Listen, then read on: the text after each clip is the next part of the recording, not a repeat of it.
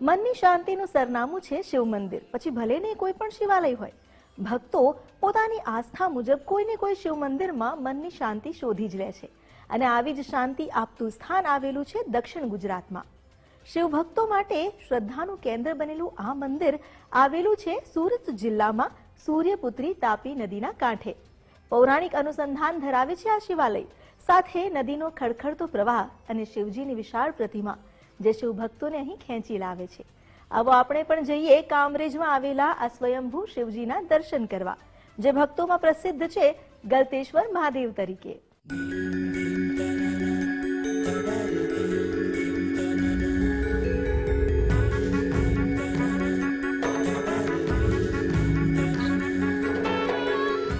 गलेरुण्डमालं तनो सर्पजालं महाकालकालं गणेशादिपालं जटाजूट गंगोत्तरंगै विशालं शिवं शंकरं शंभुमीशानमीडे.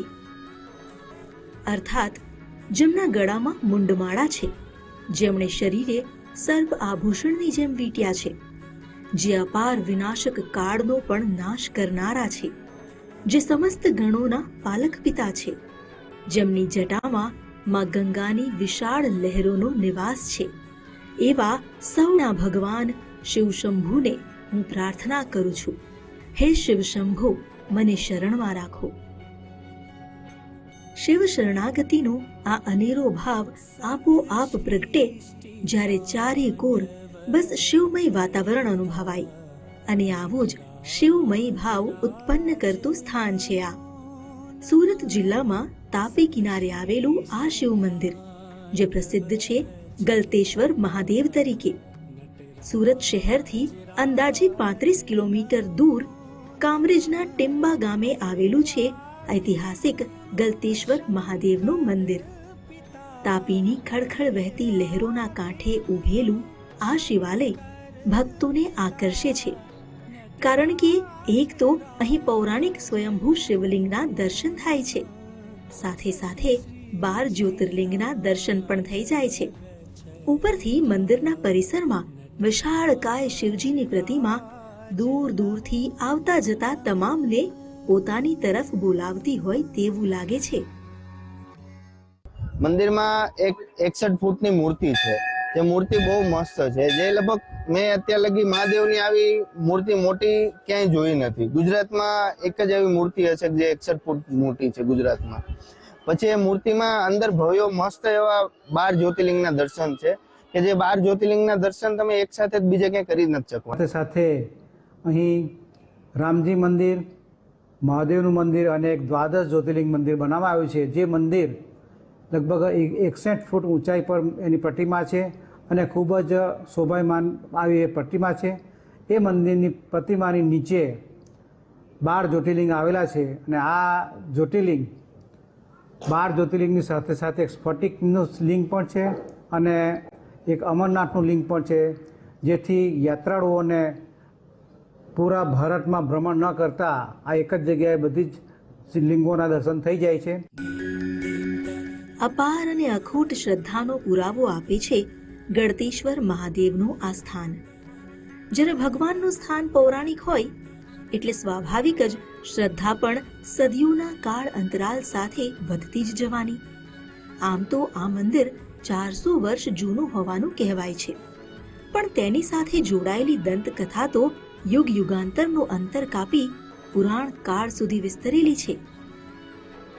કિંવદંતી અનુસાર આ સ્થાન નારદ મુનિની તપોસ્થળી છે. ભક્તો માને છે કે અહીં બેઠેલા મહાદેવના આશીર્વાદથી તેમના તમામ પાપ તાપ ટળે છે. ત્યારે તાપીનું પુણ્ય એટલું હતું, ગંગા કરતાં પણ તાપીનું પુણ્ય વધારે હતું. તો ગંગાના પુણ્યને વધારવા માટે ભગવાન નારદ ઋષિએ એમને સાથે કપટ કરેલું, અને કપટની અંદર ગંગા માતાએ નારદ ઋષિને શ્રાપ આપ્યો. તો શ્રાપના કારણે નારદ ઋષિને કોઢ થયો. એ કોઢનું નિવારણ કરવા માટે ભગવાન નારદ ઋષિએ અહીં આગળ તાપી નદીના કિનારે અહીં આગળ ભગવાન 1000 વર્ષો સુધી ભગવાન શંકરનું તપ કર્યું, અને તપના કારણે પરિશ્રમ કરવાથી કારણે પરિશ્રમથી એમનો પરસેવો નીકળ્યો, અને પરસેવાનું જ્યાં ટપકું પડ્યું ત્યાં સ્વયંભૂ શંકર પ્રગટ થયા અને ભગવાન શંકરની પૂજા કરી.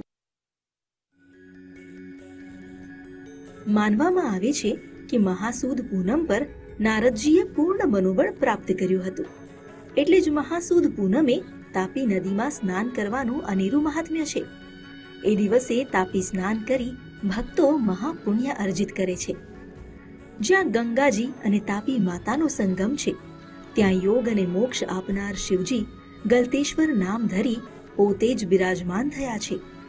ત્રિવેણી નદી, જેમાં નારદી ગંગા, ગુપ્ત ગોમતી ગંગા અને સૂર્યપુત્રી તાપી માતાનો સંગમ થતો હોવાથી ભક્તોને મન આ સ્થાનનું નાસિકના ત્રંબકેશ્વર જેટલું જ મહાત્મ્ય છે.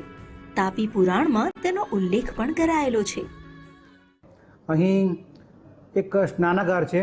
આ સ્નાનાગારનો ઇતિહાસ એવો છે કે આ તાપી કિનારે આ મંદિર આવેલું છે અને એની સાથે સામેની બાજુથી એક ગૌતમી ગંગા ગુપ્ત રીતે વહે છે અને સાથે સાથે અહીં નારદી ગંગાનું એક વહેણ છે.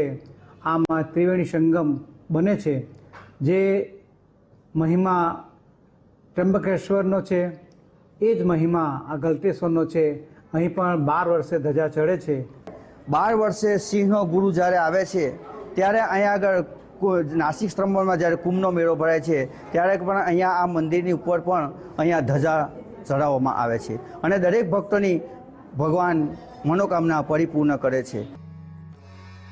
કહેવાય છે કે કુષ્ઠ રોગી પણ જો આ સંગમના પવિત્ર જળમાં સ્નાન કરે તો તેનો કોઢ દૂર થાય છે. ગલતેશ્વર મહાદેવ મંદિર પાસે તાપી તટે ત્રિવેણી સંગમ હોવાથી અહીં પિતૃદોષ નિવારણની પૂજા પણ કરવામાં આવે છે. દરેકના કાર્ય પૂરા કરે છે. જ્યાં આગળ કુળનો એ થાય છે એ કુળનો નિવારણ કરવા માટે ગંગાજીમાં સ્નાન કરે અને એની માટી લગાવે અને ભગવાન શંકરને નારદી ગંગાનું જલ ચડાવે તો તેના કુળનો ક્ષય રોગનો એનો નાશ થાય છે. એક શ્રદ્ધાનો વિષય એ છે કે અહીં સ્નાન કરવાથી શરીરના દૈહિક અને બીજા શ્રદ્ધાથી જો નમન કરવામાં આવે તો ઘણા બધા રોગોનો નાશ થાય છે. અહીં વિવિધ સ્વરૂપે શિવજી તો દર્શન આપે જ છે, પણ સાથે સાથે રામજીના પણ દર્શન થાય છે. જ્યાં સામાન્ય દિવસોમાં પણ શિવજીના દર્શન કરવા સવાર સાંજ ભક્તો આવે છે, એવામાં શિવોપાસનાના પર્વની તો વાત જ શું પૂછવી. શિવરાત્રિ અને શ્રાવણમાં શિવોપાસના માટે તો જાણે ભક્તોનું કીડિયારું ઉભરાય છે. અહીં આવતા ભાવિકોની સુવિધા માટે ટ્રસ્ટ તરફથી પણ સુચારુ વ્યવસ્થા કરાઈ છે. શ્રાવણ માસની અંદર ભગવાન શંકરના દર્શનાર્થી અહીંયા ભાવિ ભક્તો ગુજરાત રાજ્ય અનેક રાજ્યના લોકો અહીંયા ભગવાનના દર્શન કરવા આવે છે. ભગવાન શંકર દરેકની મનોકામના પરિપૂર્ણ કરે છે. શ્રાવણ માસમાં અસંખ્ય શ્રદ્ધાળુઓ આવે છે. ખૂબ જ મોટી સંખ્યામાં અહીં મેદની ઉભરાય છે.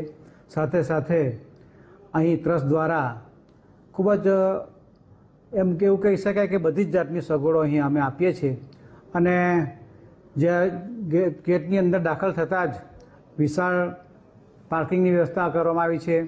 વિશાળ ગેટ બનાવવામાં આવ્યો છે. સાથે સાથે ખૂબ જ સુંદર અહીં ગાર્ડન પણ છે. એક મેજિક ફાઉન્ટન પર છે.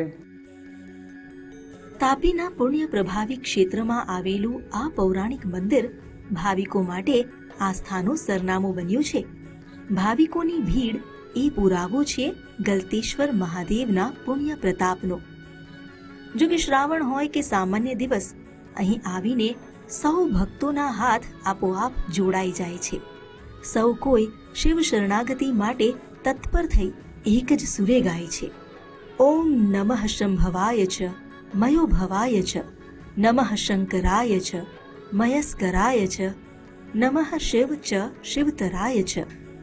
અર્થાત સુખના સ્ત્રોત અને આનંદમય પરમાત્માને નમસ્કાર.